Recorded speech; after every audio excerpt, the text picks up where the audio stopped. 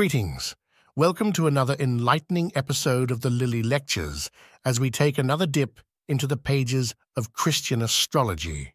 I'm your guide, William Lilly, and today we're delving into a rather sensitive but intriguing topic: how astrology can reveal if you have enemies or adversaries.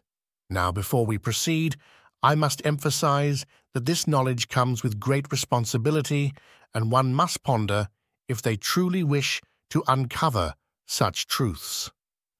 Let's begin with a scenario where the querent has doubts about certain individuals in their life, perhaps their brother, father, or servant.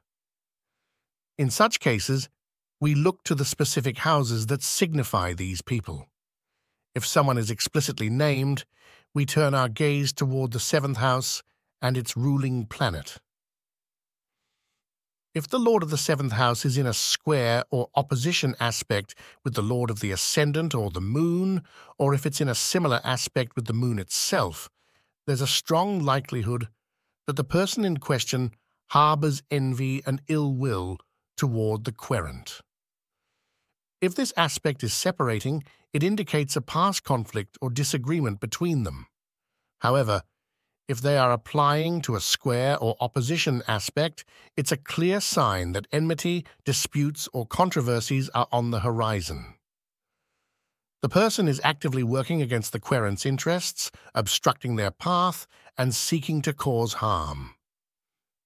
Now let's explore another scenario. If the Lord of the seventh house is in the 12th house from the ascendant or the moon, or if it's in conjunction or aspect with a planet that opposes or squares the Lord of the ascendant or the moon without any reception, it signifies an adversary. In simpler terms, they are indeed an enemy to the querent. However, if these conditions are not met, we can rest assured that the person in question is not an enemy. But what if the querent's question is more direct, such as, "Do I have enemies or not?" In this case, we turn to the 12th house for answers. Check if the Lord of the 12th house is in a square or opposition aspect to the moon, with or without reception.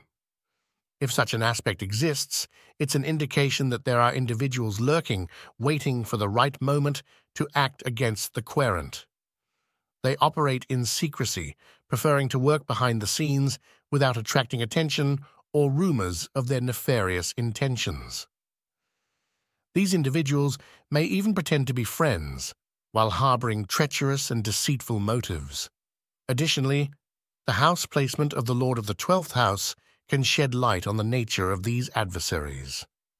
Lastly, dear listeners, remember that the number of planets in the 7th house is also significant. Many planets in this house indicate the presence of multiple enemies, a phenomenon I have often observed to be true. The same principle applies to other houses. Take note of how many planets are in the 7th house and their connections to other houses, as this can help you infer the qualities of these adversaries. In conclusion, astrology offers a unique lens through which we can peer into the complex world of human relationships, including the presence of enemies and adversaries. While a square aspect may indicate envy and malice, it could be reconcilable.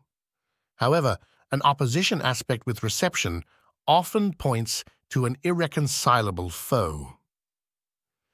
Until next time, keep exploring the mysteries of the cosmos.